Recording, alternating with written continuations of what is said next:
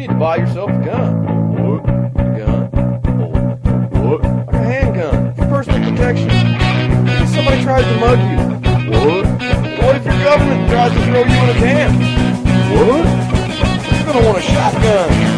Oh. What? An automatic rifle and a lot of ammo. Gun? Yeah, gun. We're all set to riot. Buy a gun before you lose your Second Amendment. Buy a gun.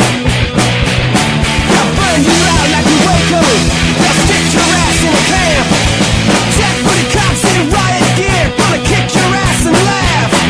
The revolution is on its way. Better lock and load your AK. Buy a gun, buy a gun, buy a gun, buy a gun, buy a gun, buy a gun, buy a gun before you wish you bought a gun. Buy a gun, buy a gun, buy a gun, buy a gun, buy a gun before you wish you bought a gun.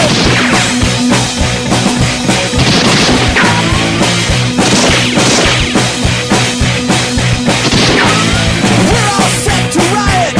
Buy a gun before you lose your Second Amendment. Buy a gun. They gave your money to the banksters. They stole your pension funds. It's time that we took to the streets. It's time we had our turn. A revolution is on its way, and the founding fathers would say, buy a gun, buy a gun, buy a gun, buy a gun, buy a gun, buy a gun, buy a gun before you wish you bought a gun. Buy a gun, buy a gun, buy a gun, buy a gun, buy a gun, buy a gun before you wish you bought a gun.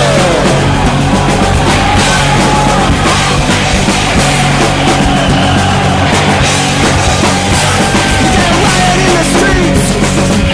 Revolution's not clean and neat. You got a riot in the streets. Revolution's not clean and neat. You gotta drag them through the streets. It is the radio revolution tonight on UCY.TV. This is PrimerTime, Tuesday, live like we should be. My name is Michael, and I'm just a simpleton from tiny little town in nowhere. Yeah, I'm Nicholas, and I will be wearing the new multicam OCP uniform starting tomorrow.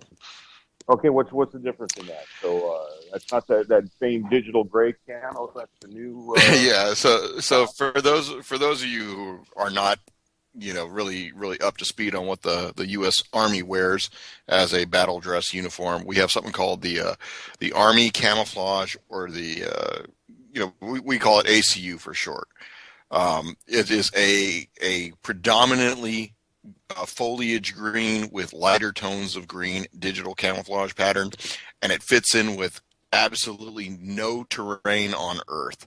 The only thing that it will help you blend into is a floral couch.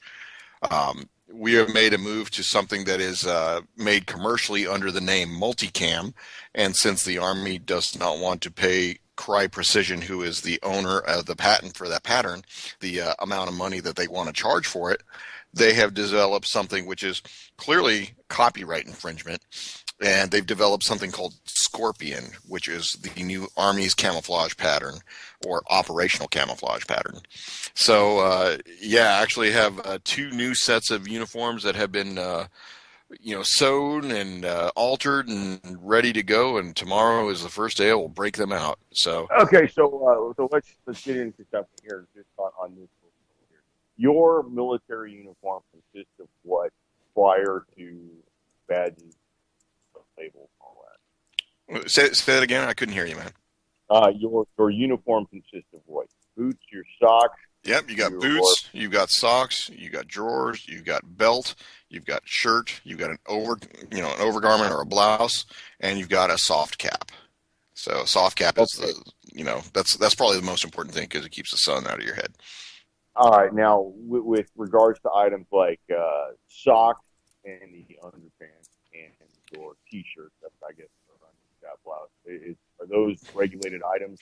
The T-shirt and the socks, yes, they're regulated. Nobody's going to check your drawers. I don't think ever since I was in the Army for the first 2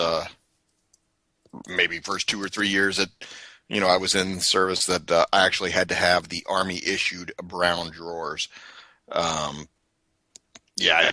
Ever since then I've just Fruit of the Loom works fine for me. Okay, all right. So So as long as you can get your granimals on, that's all that counts. That's it. And the big thing is that since this is going to be a state of transition between the Army camouflage pattern, or the Universal camouflage pattern is what it's called, and the new Scorpion, there's actually a how to wear it guide that has been published for soldiers, and the Chief of Staff of the Army and the Sergeant Major of the Army have come down on the side of common sense and said, hey, during this transition period, we understand that the average soldier is not going to want to shell out probably close to $150 on boots and $50 per top and bottom. So, that's $100 for a top and a bottom, $150 for boots, and another, $20 for shirts, another $10 for a belt, and another, $15 for 3 pairs of socks.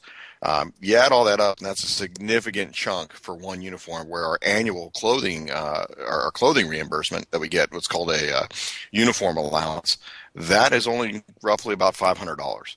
So you figure that if you're going to replace 2 uniforms in that period, you're going to be able to do 2 new uniforms and maybe 1 pair of boots, and that's about it.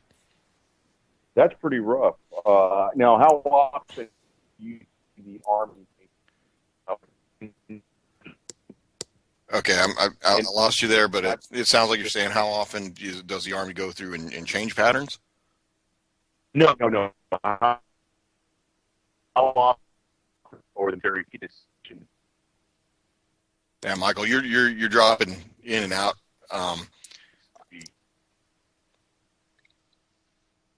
Yeah, I didn't hear what you said. I'll just go ahead and answer this.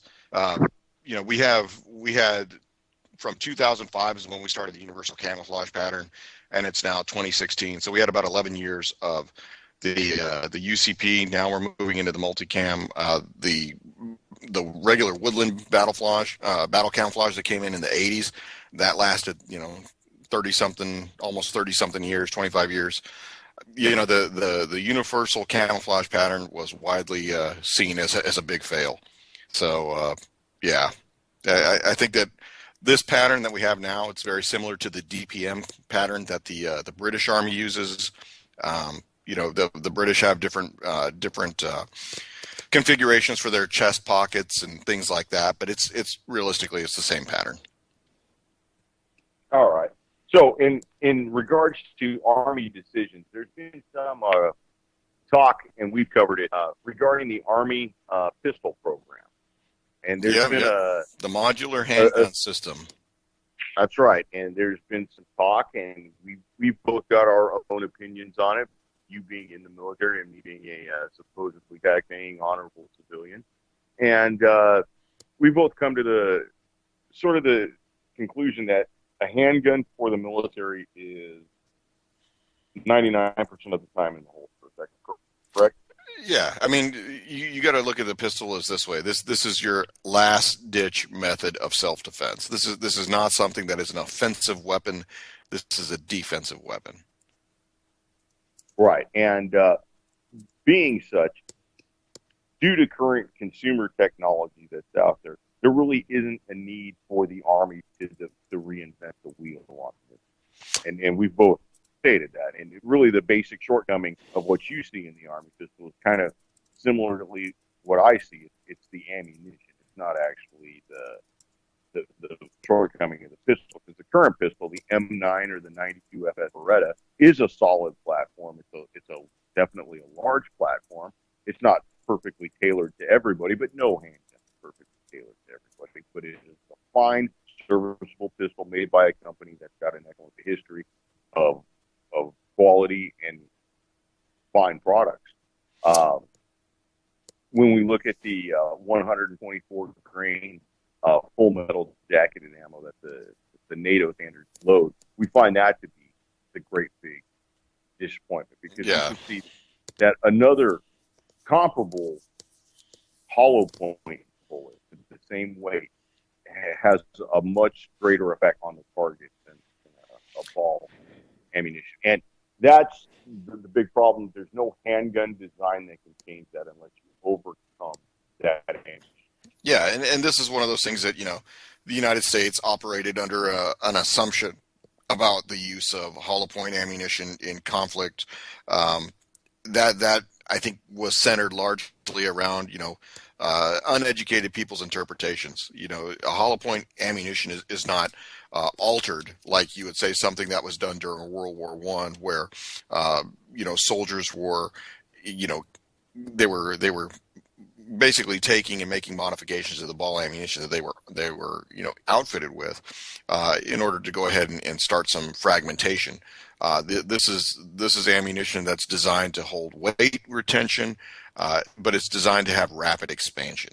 So, right, and there's not necessarily any sort of increased cruelty with it because, well, to be straight up honest, the act of shooting somebody could be considered cruel. But we can't make fun of them. Absolutely not. Shoot them, bomb them, and you must apologize afterwards. So we're looking at that, and the military has put out a lot of specifications for this modular handgun program, and a lot of the products currently on the market actually fit or are very close to fitting these specifications. And in current and usual American fashion, to where we will sell you every part of the weapon aside from the weapon, not ready to use out of the box kind of a thing. right.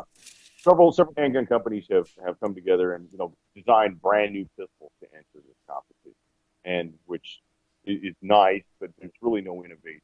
It's kind of a mishmash of other ideas from before.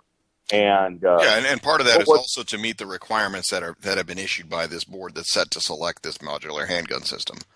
And in your opinion, this board that has made the decision and sets the criteria, do they have an actual functional knowledge and use of a weapon, or are they going off of the tried and true, this is the way it was tradition sort of thing? Well, what it's going to end up being is that this is going to be another decision that's going to be made based on a budget decision, and it's not going to be something that's assembled a panel of experts to make a call based on function versus cost. This is the problem with any competition that the Army engages in order to either replace or revitalize any service arm.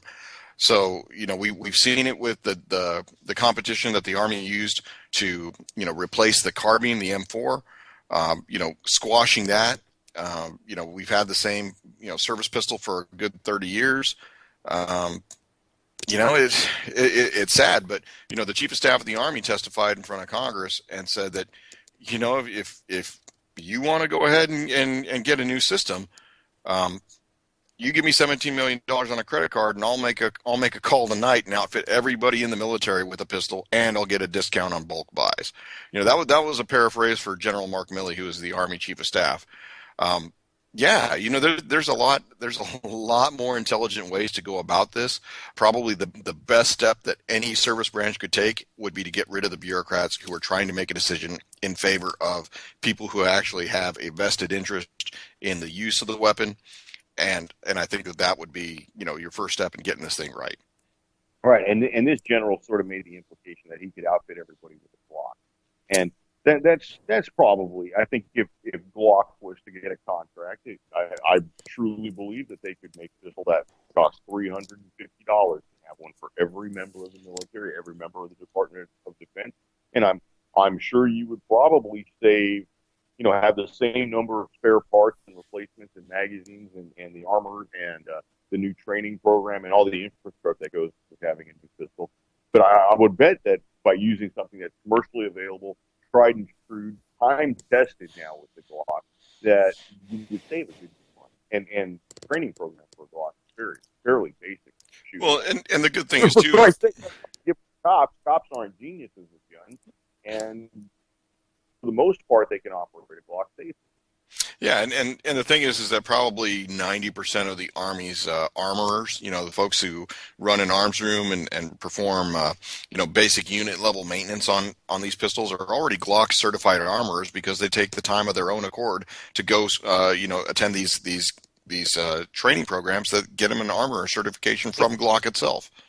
And Glock, there's kind of like a running joke in the community, and it's an actual product, and it's manufactured by Glock, but they call it the Glock Armorer's Tool. Exactly. And you would think you come up with another pistol design like a 1911, a Browning high power, or a Smith & Wesson, the third generation series pistol, or something that would have been considered for that Army pistol program at one time. There's a certain amount of takedown you can do with your hands, and then you have to start getting pins and punches and hammers and mallets to start taking pins and taking this weapon down beyond a basic field strip. Well, with the Glock Armorer's Tool is something that fits on a keychain. There's no tool chest required for this.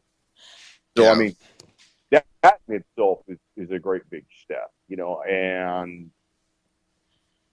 maybe he's absolutely correct. Maybe it is time for the military to go to Glock. Well, when you think about it, most of the people that are into the Army have some interest in firearms, at least, because we do blow up stuff and kill people, sometimes our own. And part of that is using pistols. We have to qualify with them, whether you're an officer or you're a senior enlisted guy, or you're a member of a tank crew who doesn't exactly get to go out there and qualify with a rifle all the time. The big thing is that getting a service pistol, number one, and getting it right are often two different things. You can have any bureaucrat in the government say, this is what we're going to do because this is what we can afford with this amount of money. But when you give it to somebody who has a vested interest in it, your chances are you're going to get a very different product. So, you there? Yeah, I'm here. Okay, I just had some problems right there. That's all right. I blame it on the NSA. That'll work. That'll work for me too. Yeah. So, in keeping with our Army handgun theme, we've got some news out of the Colorado Senate, which has advanced a bill to allow members of the military who are at least 18 years old to obtain concealed carry permits. So this is kind of interesting because for most, you have to be a minimum 21 years old in order to own a handgun. Well, and federal law dictates that you are 21 years old to purchase a brand new handgun. Right. So, you get the way around that is to purchase a second-hand handgun. That's right. Or right. you just purchase a second-hand gun. And then if you can, purchase a third. Or a fourth, yes. I find that to be fairly interesting in light of today's society. That really is making every effort to have a common sense conversation about rational control. I kind of find that decision to be in the face of that narrative that he was on it. And I'm kind of happy to see that. Something else I wanted to cover, kind of like on the military and armament area, was the M110 sniper rifle program. The M110 sniper rifle is basically it's an AR-10. Is that correct? For the most intents and purposes, I mean, you get the same profile as an AR. And it's in 7.62 by 5.1 is the caliber that program calls right. for. So you're exactly shooting the same .308 round, although like I said, certain elements. Military loads. Yeah, certain elements in the military are going to either 338 Win Mag or if they're sticking with some old M14 stuff. Well, it looks like Heckler & Koch has picked up the contract to replace the M110 series of rifle. Right. So you're looking at what's going to be the G28. So this is a gas-operated .308 Winchester 7.62 by 5.1 rifle, and you're talking about a weight of about 12.8 pounds. That gets heavy after a while. That does, and the AR-10 is no skinny mini on its own. No. I mean, you're going to need definitely a stouter frame to be able to handle the pressures that bullet is going to generate. You can't have thin aluminum, like you can with a 5.56. No, not by any means. And once again, we're going to start looking at a situation. Does this actually benefit the soldier, or is this another method to spend money? See, and here's where I have a unique perspective on this, because honestly, if we're going to be talking about, what most people call a sniper, I would call somebody who is a precision small arms marksman or a precision, marksman. I don't want somebody to be limited in a capacity that is a force multiplier, somebody that can have a greater impact on the fight than the sum of their individual equipment. I want that guy to be able to reach out and touch somebody from a very long way away. And not only that, I want him to have a strategic effect on the morale of the enemy that we're facing. You've seen everything, whether it be talking about American Sniper, the U.S. Marine Corps' Carlos Hathcock. We want to be able to have a psychological effect on the enemy that we are facing. And unfortunately, why are we putting that level of research, development, competition, money ultimately into a round that is proven less than superior to something that is already out there, whether it's the 338 Win Mag?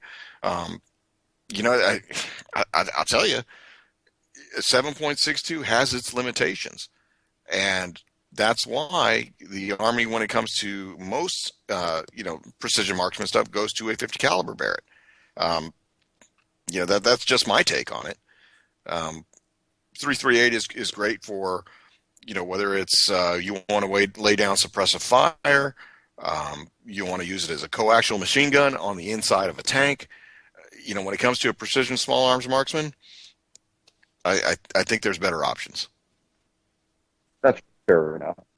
Now this HK rifle, it's probably going to be a couple bucks more than the current M110. Is that correct? Yeah, it says that the contract price maximum was listed at $44.5 million, and that the Army is going to go up to $3,643 in that order. So that's a lot of rifles. That is, and at that point, you've got the rifles that they replaced. Now, what do you think would happen to those rifles? Are those going to hit the CMP, or are those going to be shipped off to another country, or are they going to end up in Captain Crunch? I'll tell you, there's two different routes that I think the Army could really go on this. Part of it is actually what I think, based on our current economy and the state of the military itself with the shrinking budgets, I would say that this goes to foreign military sales. Our special forces are probably the greatest salesmen in the Army outside of Army recruiting. Because what it is that they'll go to whatever foreign country they're conducting operations in, and they've got carte blanche to go ahead and say, hey, and oh, by the way, Central African dictator, if you really like how this stuff works, why don't you purchase it? You can purchase it directly from us. And these are experienced and proven. Exactly. And, God forbid that they go to Captain Crunch, because, if you can shoot a man from very far away, you can definitely shoot a deer from very far away with them.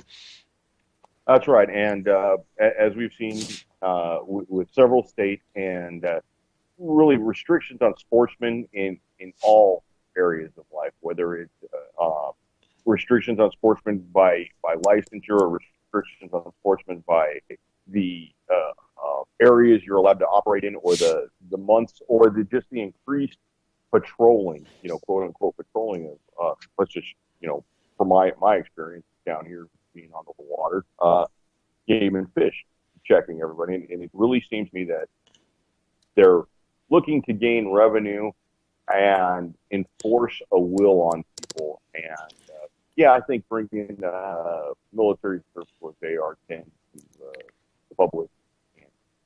Yeah, I don't think that will go to CMP.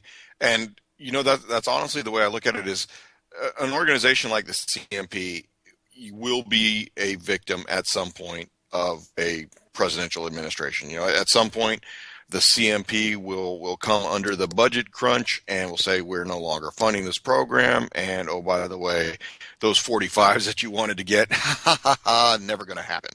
No, we'll sell those to Koreans. Yeah. Like that.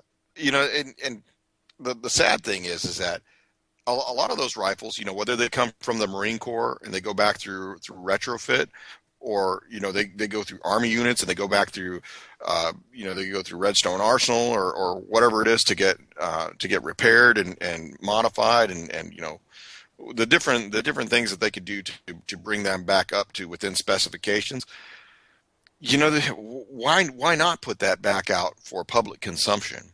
Well, and as we see, the news shows that there is a continuing and a almost increasing insatiable appetite. So it's not like the CMP or the government would sit on a stock that would cost them money. I mean, we're seeing that March was the 11th month of record background.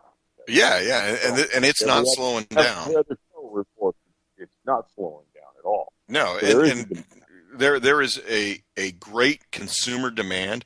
And not only that, but when you take a look at it for something that's been a prior military service weapon versus something that's brand new out of the box, there is a certain nostalgic customer that wants something that has been in a conflict, that wants something that's been service used. I mean, take a look at anybody that's selling an M1 Garand that has a serial number that places it smack in the middle or at the beginning of World War II or even Korea. Those guns. That is $5,000 to start with. Yeah, you look at, if you get an M1 Garand that's been armory rebuilt since 1950s and whatever has a serial number out of that scope, you can look at spending between $700 and $900. You get something that's a serial number from early war production, the price grows up dramatically. No, and especially if you get something with some sort of certificate or statement, saying that this is what this weapon was, then there's almost no one in regard. Yeah, it's whatever the buyer desires. Right, and a lot, like I said, a lot of that has to go with nostalgia, and a lot of that may even have to go with the history. Somebody may have a grandfather or a father that served with a serial number in this range, and somebody wants to get close to that and is willing to spend money. And by God, that's the best way to vote in the nation is to vote with your wallet. And I don't know, the restriction on this on the products is really an imposition on everybody's life, and it becomes more of a hysteria. And we're seeing that once again in a lot of fear porn. There's a new product that we sort of touched on a few weeks ago. It's it's a firearm that resembles a cell phone. Yeah, we're talking on other assorted things that Chuck Schumer wants to ban. Right, and we shouldn't be any kind of shock made that this is Chuck Schumer. Michael, I got to do a station break right here. We have breaking news. Fox News has called at 2% of precincts reporting that Bernie Sanders will win in Wisconsin. Praise be to the socialist baby Jesus. Yeah. So, the interesting thing is that I think that if we could get, a different administration's look on, the value of having an armed citizenry, which unfortunately won't happen under a Democrat president, and, depending upon who gets a Republican nod, may not happen with them either. I think I kind of long for a time when, good old American boys with a rifle were looked at as something of a comfort instead of a liability. We've got, unfortunately, the story from last week about the Virginia State Trooper Chad Dermeyer, who was killed in line of duty by a repeat offending felon from Illinois. The great land of Obama. Obviously, the Black Lives Matter movement was largely silent on this one because it was a multiple time felon with a gun who killed a white person. But you're not going to see any outrage about that. But here's the thing, you got to make sure that at some point in your life you're ready to either be prepared to defend yourself, because as unfortunately as a police officer found, you can be ambushed at any time.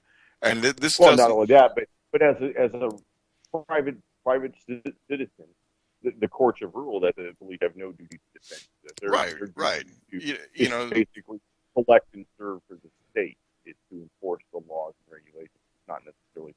Yeah, but even on a personal level, I think that most people should identify that, we've had the summer, the previous summer and going into the fall where, police officers getting ambushed in their squad cars, and that's exactly what happened here.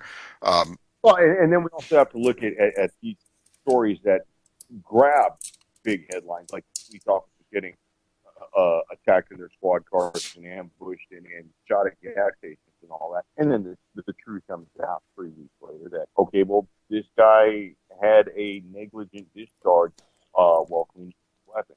Maybe this guy was not assaulted at his home as the story came out. I mean, just look at the case with Officer Darren Goforth of the Harris County Sheriff's Department. It was a great big national tragedy, and it was chalked up to the public inability to tolerate police wrongdoing. And turns out that this case has now, after the investigation has started, there's been three legal authorities, two sheriffs and a police investigator fired in the aftermath of this deputy killing. They're not murderers, and how often do you hear of police officers getting fired? I mean, that almost never happens. They have to get, caught with a live boy or a dead girl before they get fired. And if they were in the Army, they wouldn't really care about it being, same sex. Don't ask, don't tell anymore. That's right. That's right. So we see this, and I think we've got to battle the narrative, the dominant narrative at all fronts, and please use logic and use the right grammar to express what the hell's going on. Yeah. Well, we got a good news story. The state of Michigan put out its annual numbers for the Department of Natural Resources during the 2015-2016 combined hunting season. The Department of Natural Resources sold over 500,000 hunting licenses, so we're talking 651,588, and recorded only 13 non-fatal incidents, and none of those resulted in fatalities. So this is a good news story, because in 1970 it said that there were 18 hunting fatalities and over 200 incidents, and I would think that this is a win for the hunter education program that a lot of states have made mandatory. I think that this is a good thing. It shows that maybe there are 650,000 deer hunters who listen to the 4 rules of gun safety on PrimerTime.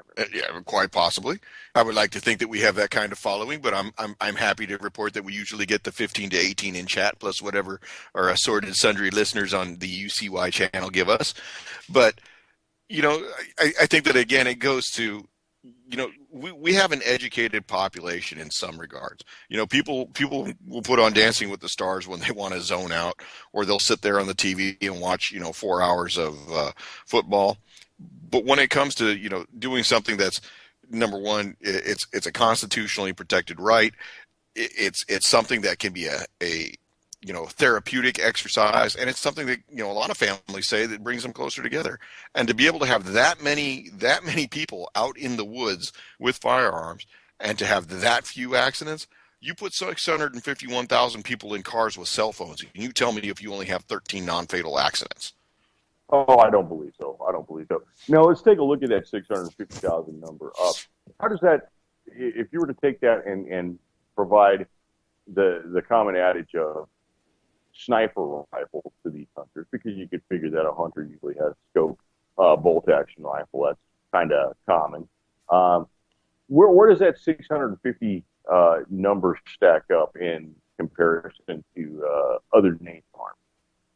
Say that again. Say that last piece. How would that 650,000 number stack up in comparison to another named arm? Oh, you got to think that's larger than the standing army in our United States. So we have an active duty end strength right now somewhere between 420 and 450,000 soldiers. I think we're trying to get ourselves slimmed down to 380, possibly 320,000 active duty soldiers. That's a lot. That's quite a bit. Yeah, that's a lot. And we are a nation of anywhere between 330 million and 360, depending upon how many illegals you're counting. So you take that into consideration. I think that's a very real consideration, and I think that the forces that are working against it, that's sort of true, but those forces realize that these numbers and how great these numbers can be. If you've got, like you said, 650,000 deer hunters taken to the woods and 13 non-fatal accidents, well, I mean, just look at the military when we went into Iraq and Kuwait the very first time in '91, prior to the starting of the bombing campaign. I mean, how many deaths did we hear about just from accidents and training mishaps? Yeah, and that's one of those things that I think that until a situation like that touches you, whether it's personally or by by extension through hearing about something bad happening to a friend, people just kind of think that it's a possibility. But I can tell you that even from the circles that I run in, last year there was a fatality in the hunting forum that I'm a member of. Wasn't anybody that I knew personally, but it brings it home. And we definitely want people to follow the 4 rules of firearm safety, and I think that it's a testament to those hunters that are out there that are educating themselves, educating those around them that they're going out with, and or continually re-educating those that they go around with, especially when people do stupid stuff, and getting their children involved in it, and getting their children involved in being educated about the proper use and handling of firearms. Something that does bring a nice little measure of warmness in my heart is when seeing somebody post a picture of themselves with their firearm. There happens to be, in my view, an increased focus on trigger discipline and people willing to make a comment on the trigger. So if you've got a guy who's holding up his AR-15, who's got that index finger riding along the trigger guard or outside the trigger guard, pointing along the receiver, somebody will say, "Nice trigger discipline," or "I love that trigger." Now you've got a picture of somebody holding up their Jennings 380, in the sideways gangster pose, and nice trigger discipline, pal. Yeah. I do see a little bit of an increase in that, and I do really kind of appreciate that. I think that's a very nice trend. That, like any other trend now, that can be taken to an extreme.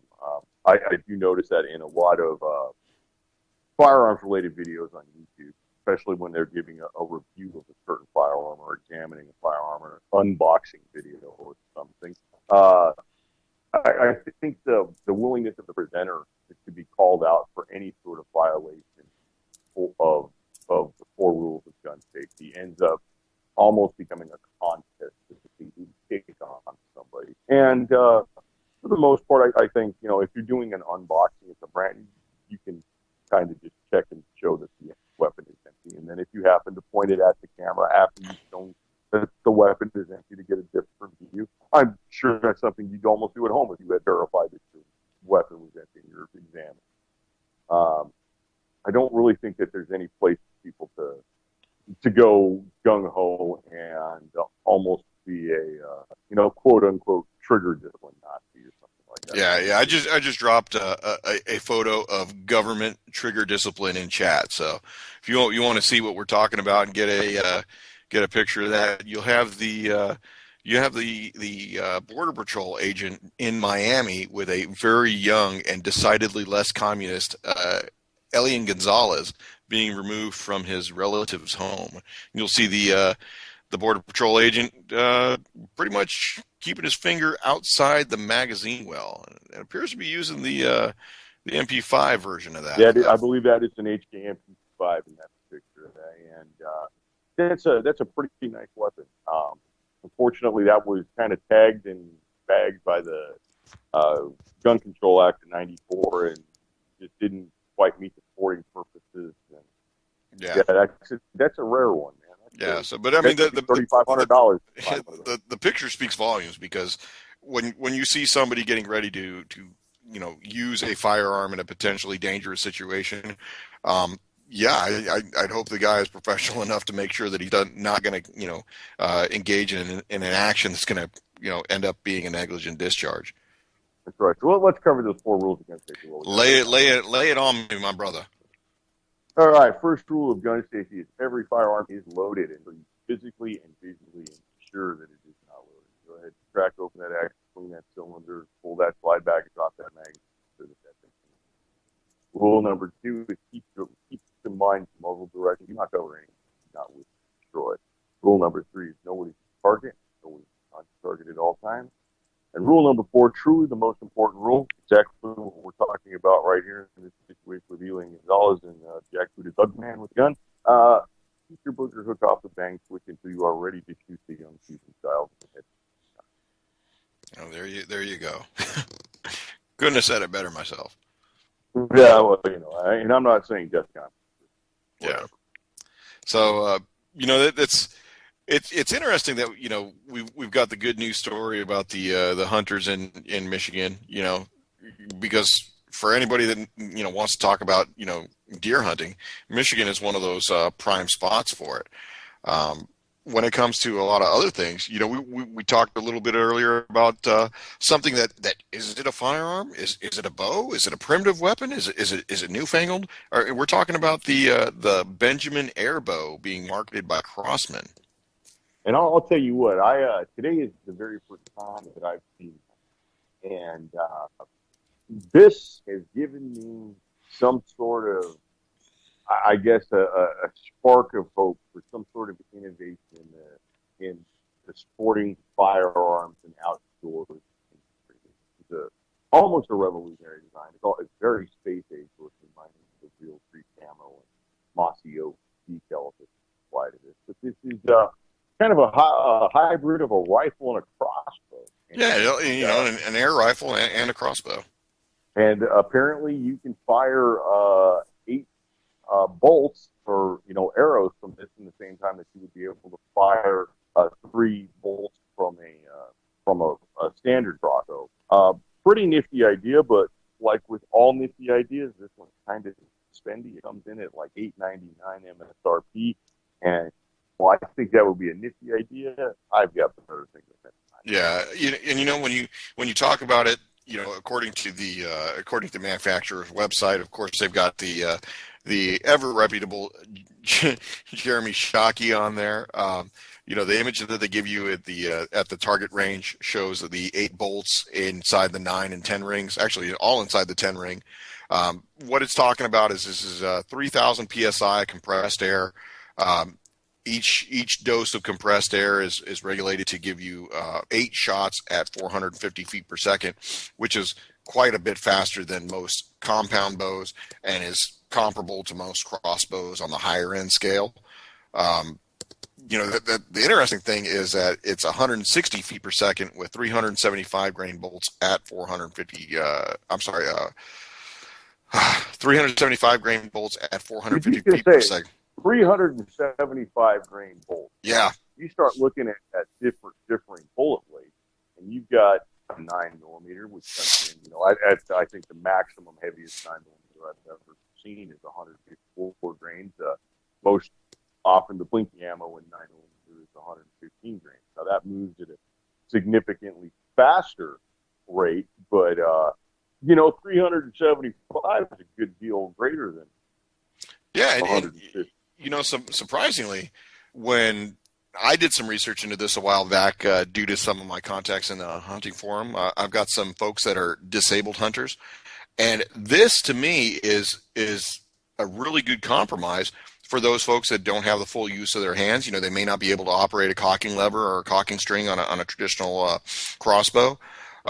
This is something they'd be able to get them out there, but unfortunately in my home state, they don't allow it for anything. It's not legal for use, whether it's predator, it's not for whitetail, it's not for bear, it's not, for anything that we have as a game species, and even not for an invasive species like wild boar. I wonder if it would be good for neighborhood cats. Yeah, well, that's a whole other legal avenue to go down. Yeah, we're gonna have to get a cat spearing expert on the show one day. So it's interesting is that with anything else you could probably write your legislators and see if you can get that to be charged. But directly from the website, you can go ahead and subscribe and get something to put into, maybe get some legislation going to enact something that you can get it started to where you can use this for hunting or just in general use.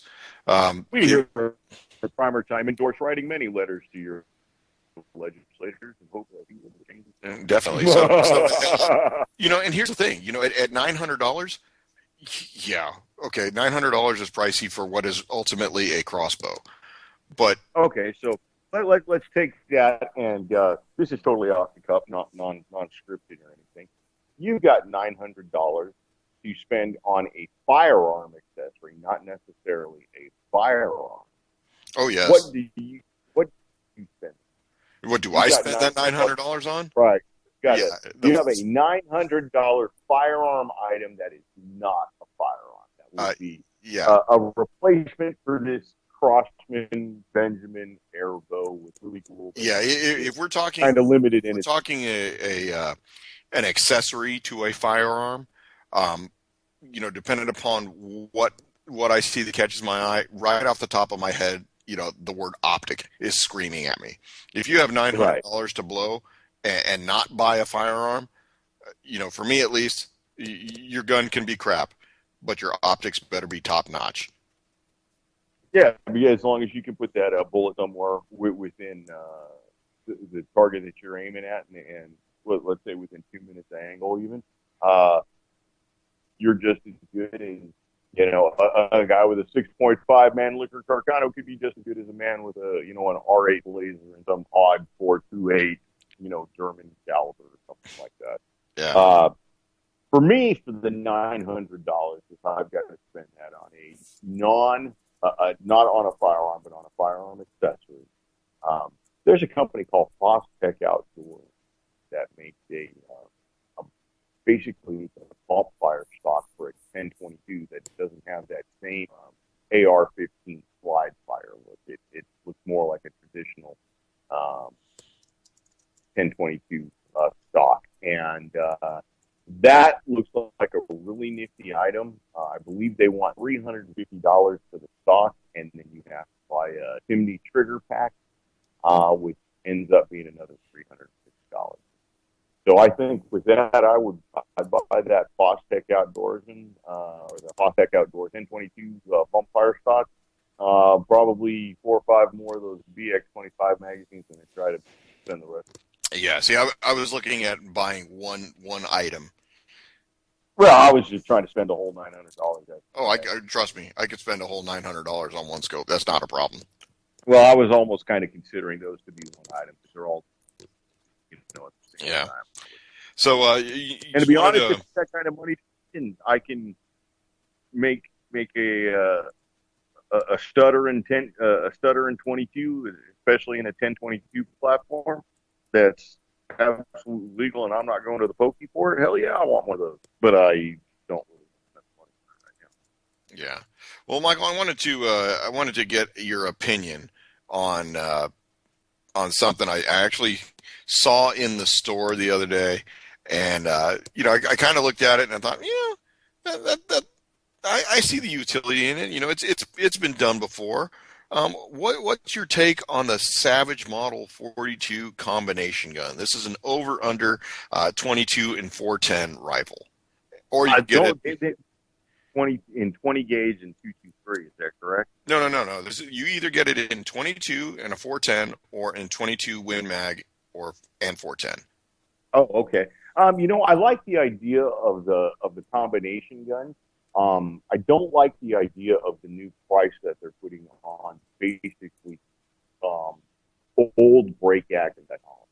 I think for the price that you're paying for the current combination of break action arms like that, I think you're paying a little more than a little premium for the idea behind it. It's not necessarily any sort of revolutionary technology that necessitates a greater price. I think the price is dictated by its demand, and it's a fairly nifty idea. I think it would be a great gift for a kid. It's a great tool for an adult. I think they're excellent children, and I wouldn't mind having one. It's not something that I'm jumping through hoops to go and grab right now. But if it came across my path at a decent price, I wouldn't hesitate. You know, I'm looking at it as, you know, we talk about what's a truck gun and what's not a truck gun.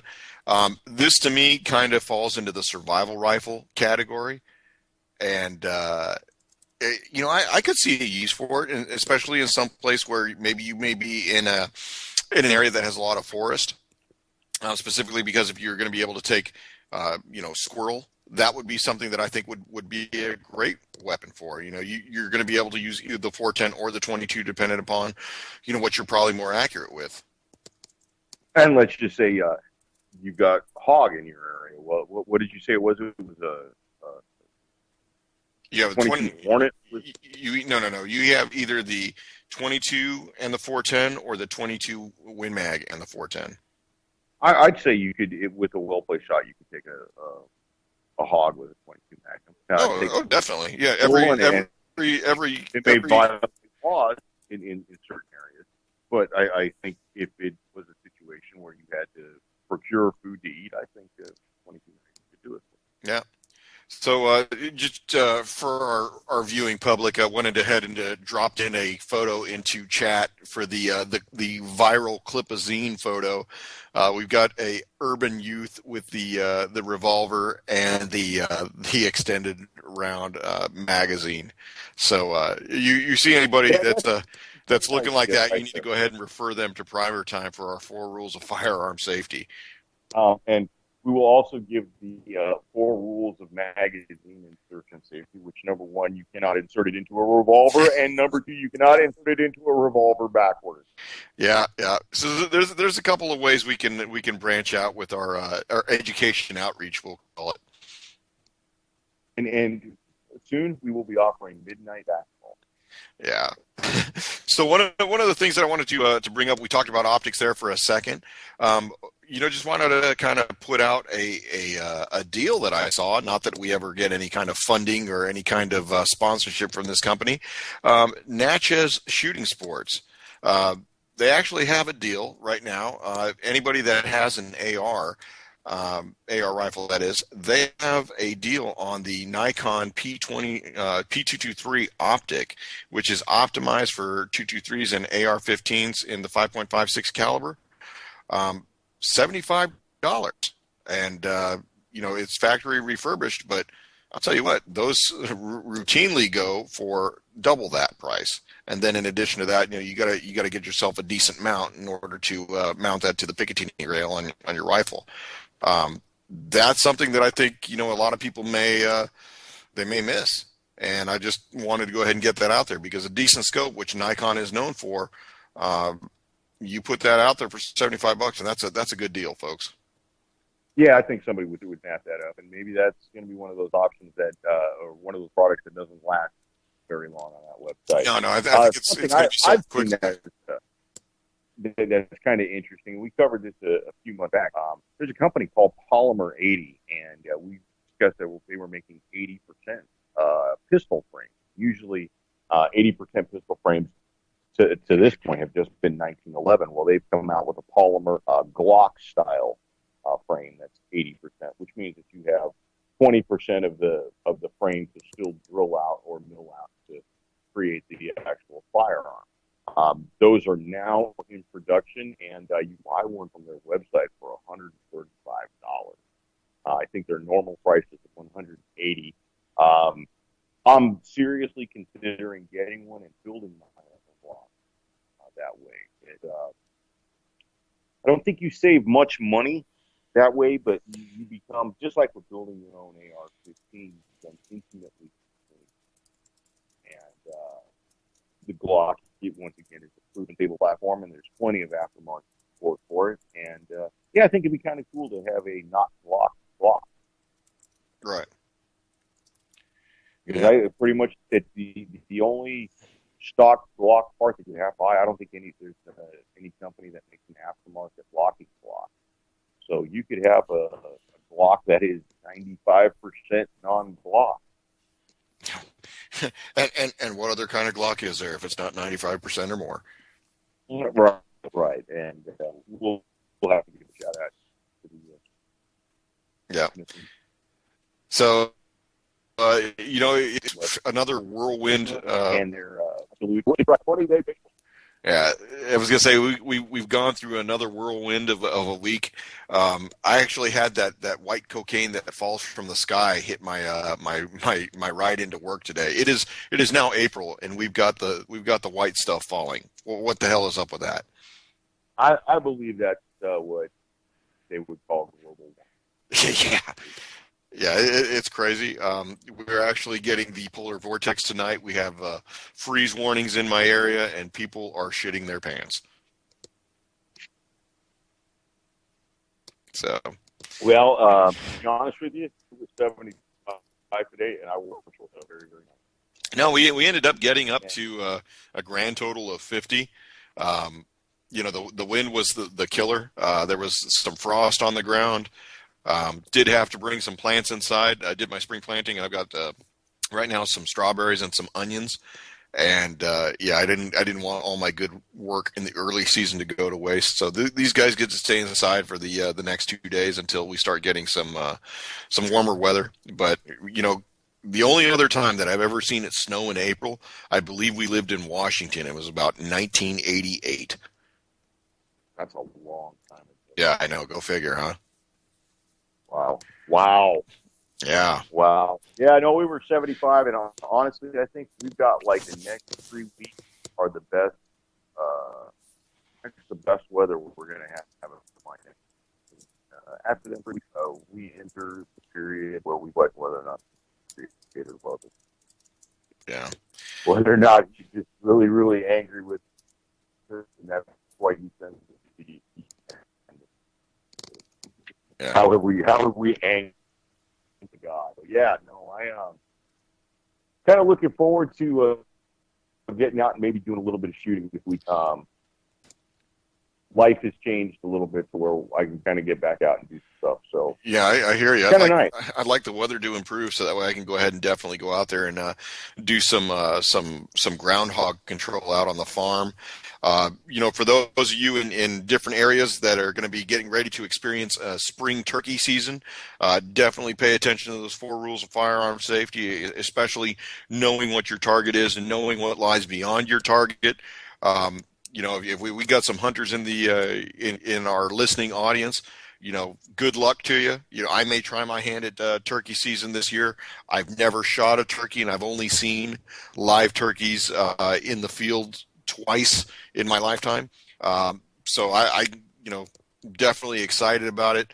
Although I don't know how good I'm going to be at sitting on the cold ground with a lot of wind, waiting on these birds to show up. Well, I wish you a happy and a full freezer. Yeah.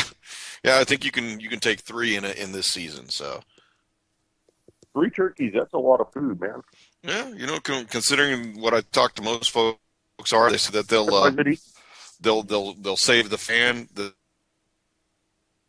they'll save the beard and save the spurs. They'll take breast meat and one of the interesting things is they'll take the turkey jewels, which are the different rocks that have been used to help grind up their food inside their gizzard.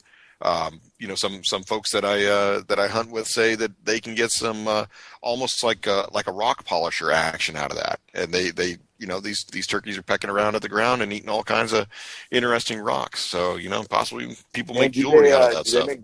Yeah, I was gonna say they make jewelry out of them.